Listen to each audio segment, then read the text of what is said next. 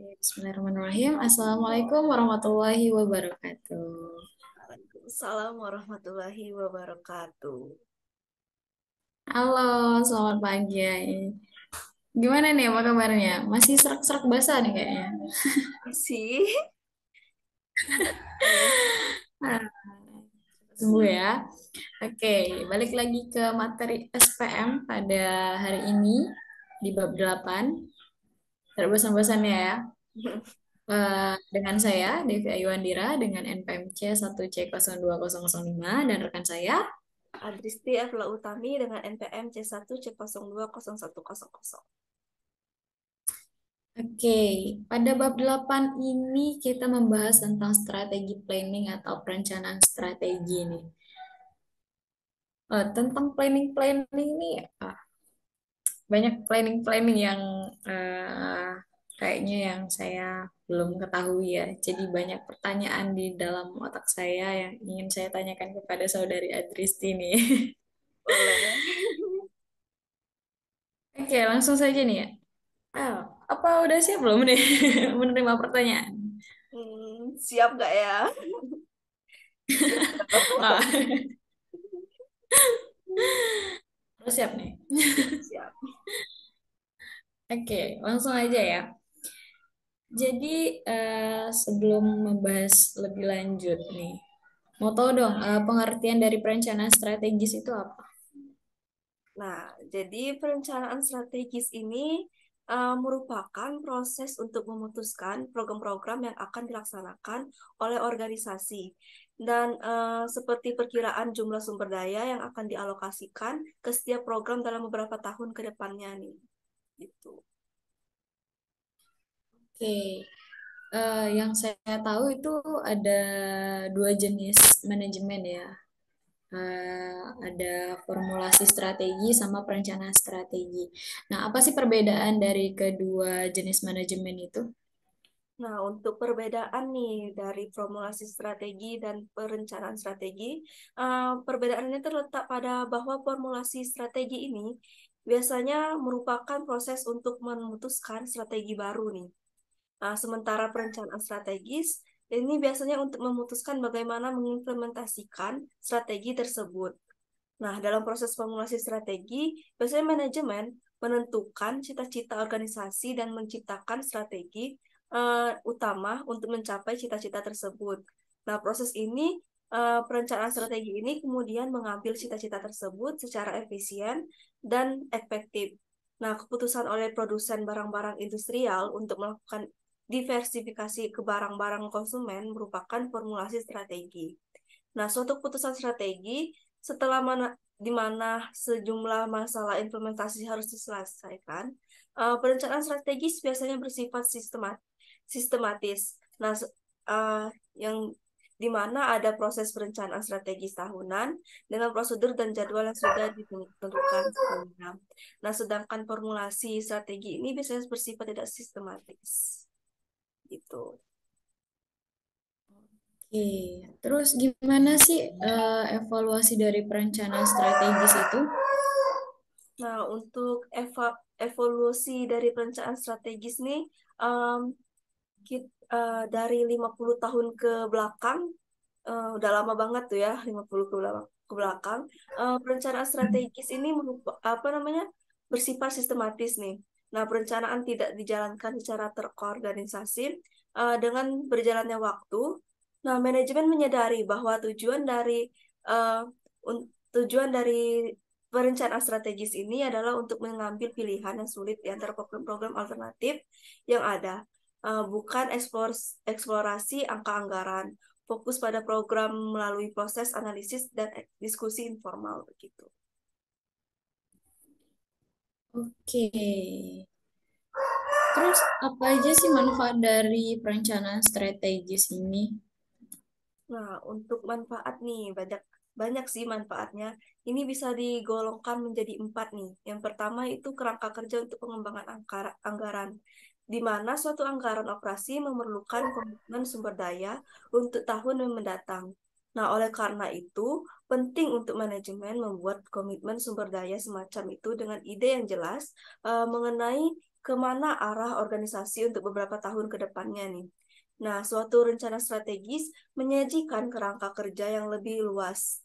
Nah, dengan demikian, manfaat penting dari pembuatan suatu rencana strategis adalah eh, bahwa rencana tersebut memfasilitasi formulasi dari anggaran operasi yang efektif.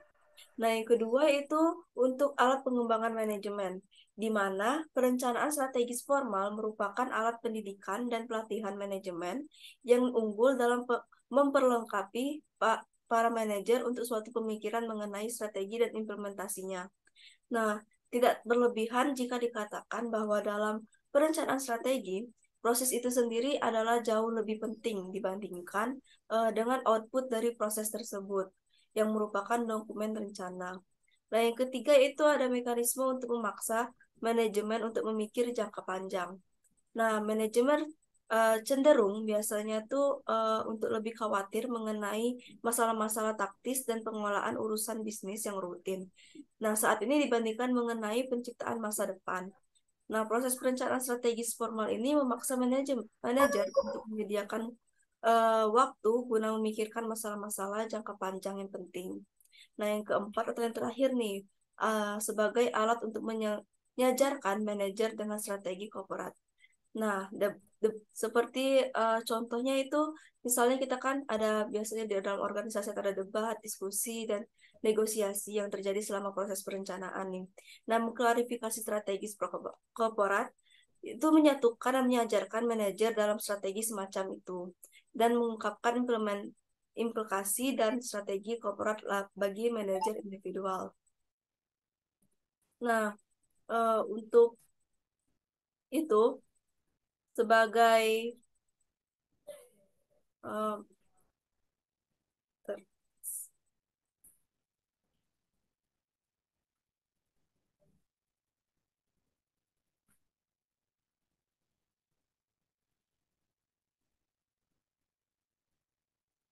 untuk itu sebagai seperti yang akan ditujukan pada putusan program dibuat pada waktu yang tertentu dan rencana strategis menyatukannya. Nah, pembuatan rencana strategis mungkin mengungkapkan bahwa keputusan-keputusan individual tidak menciptakan suatu keseluruhan yang memuaskan. Itu. Oke, pertanyaan selanjutnya nih. Eh, Pasti dalam perencanaan strategis itu ada batasan nggak sih? Mau tahu dong apa aja keterbatasan dari perencanaan strategis itu? Nah, untuk keterbatasan atau hambatan nih dari perencanaan strategis ini, yang pertama itu biasanya selalu ada bahaya perencanaan yang berakhir menjadi pengisaan formulir, latihan birokrasi, dan tanpa pemikiran strategis. Nah, yang kedua itu organisasi mungkin saja menciptakan departemen perencanaan strategis yang besar dan mendeklarasikan pembuatan rencana strategis kepada para staf departemen tersebut sehingga mengabaikan input manajemen. Nah, yang terakhir itu perencanaan strategis ini biasanya memiliki proses yang memakan waktu yang lama dan mahal. Oke, pertanyaan terakhir nih. Eh, ada nggak sih hubungan antara organisasional sama perencanaan strategis itu? Nah, untuk hubungan nih antara organisasional dan perencanaan strategis ini, biasanya proses perencanaan strategis ini melibatkan manajemen senior dan manajer dari unit bisnis atau pusat tanggung jawab utama lainnya. Nah, dibantu oleh staf mereka. Tujuan utamanya yaitu untuk memperbaiki komunikasi antara eksekutif korporat dengan eksekutif unit bisnis dengan cara menyediakan rangkaian aktivitas terjadwal. Nah, melalui eh, sebagaimana ini mereka dapat mencapai sekelompok tujuan dan rencana yang disetujui bersama. Nah, manajer dari departemen-departemen individual biasanya tidak berpartisipasi dalam proses perencanaan strategis. Gitu. Oke, udah banyak ya, udah 6 pertanyaan yang saya udah ajukan pertanyaan sama saudari Adisti.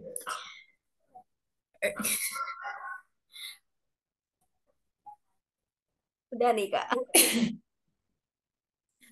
Oke, mau gantian nih. Boleh. Boleh, Saya boleh. masih mau bertanya-tanya nih. Mungkin untuk langsung aja nih ya. Siap nih. Oh, boleh, boleh, boleh. Siap. Nah, untuk dalam perencanaan strategis ini nih, bagaimana sih menganalisis program-program yang baru diusulkan nih?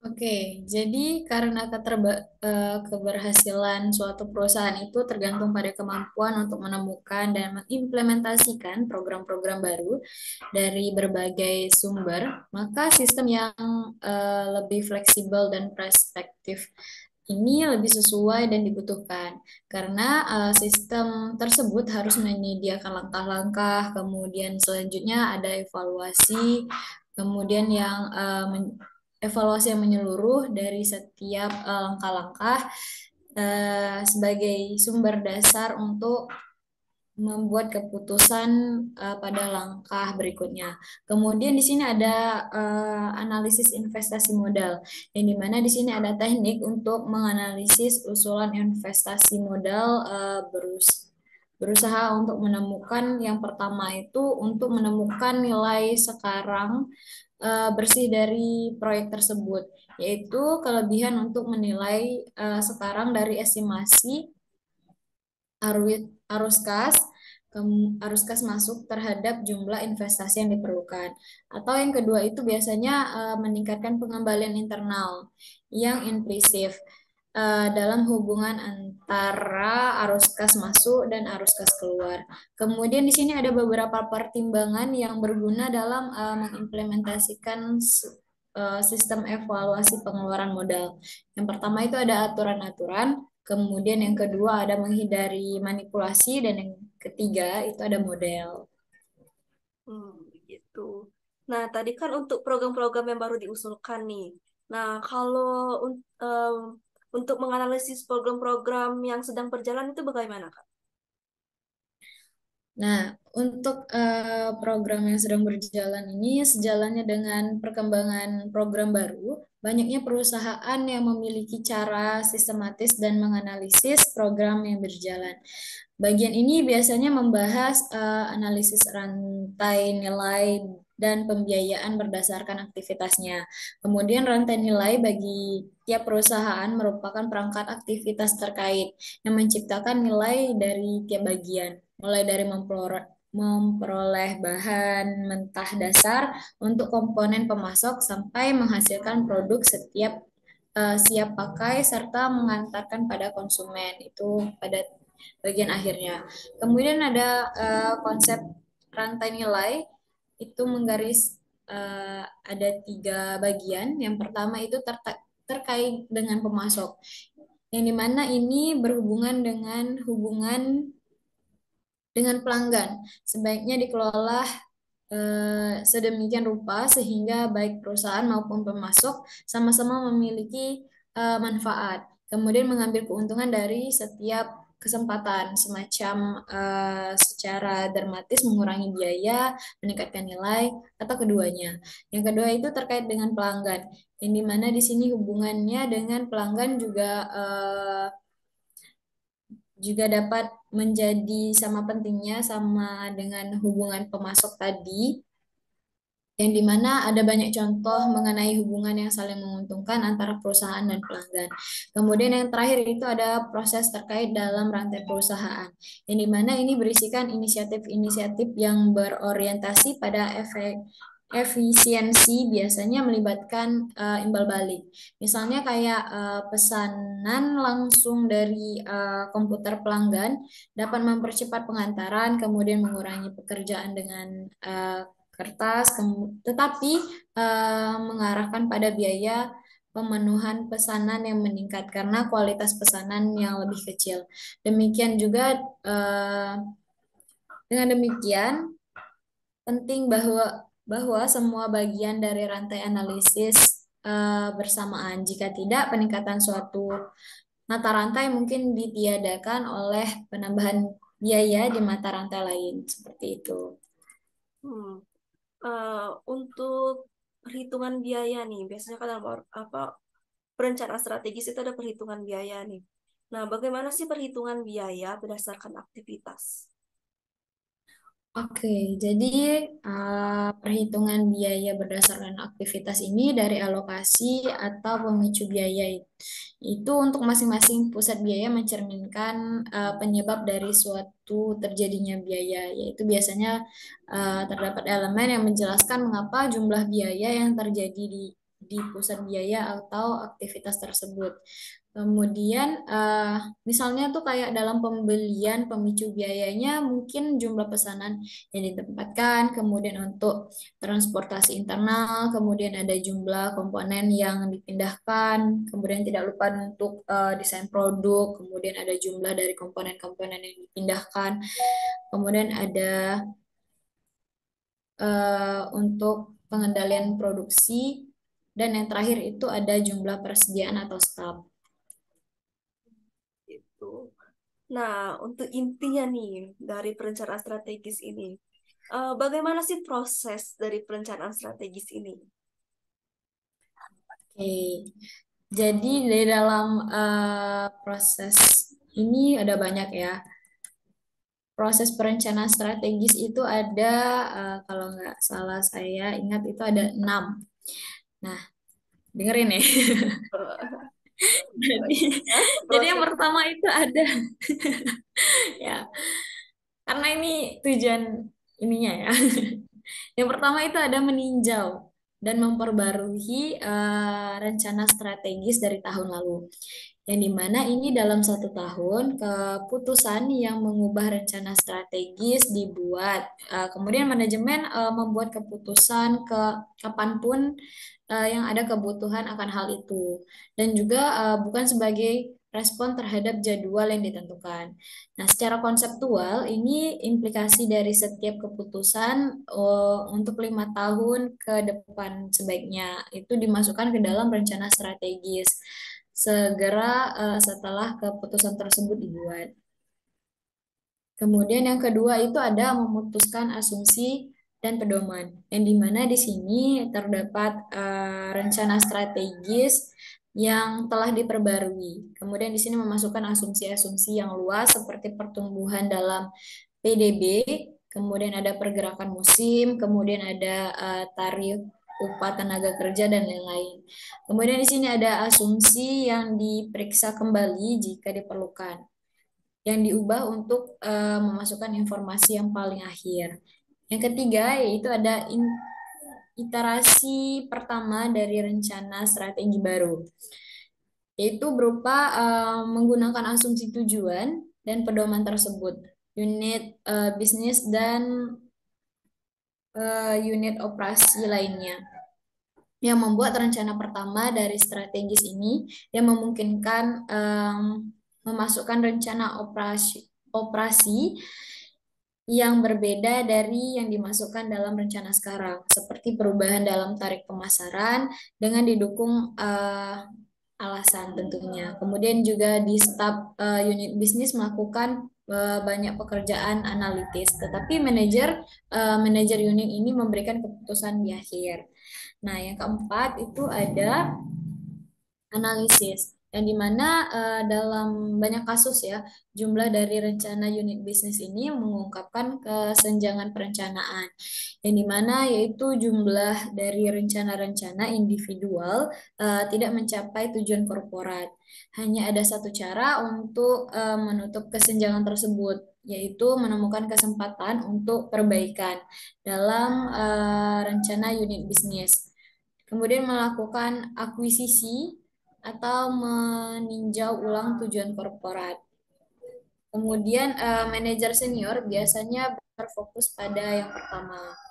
Yang kelima, ini ada iterasi kedua dari rencana strategis baru. Nah, analisis dari penyerahan yang pertama mungkin memerlukan revisi. Jadi rencana dari beberapa unit bisnis saja, tetapi dapat juga mempengaruhi perubahan dalam asumsi dan pedoman yang mempengaruhi semua unit bisnis. Jadi secara teknisnya revisi tersebut lebih sederhana untuk dibuat dibandingkan dengan penyerahan di awal, karena hanya memerlukan perubahan dari beberapa angka saja. Eh, Tetapi secara organisasionalnya ini merupakan bagian eh,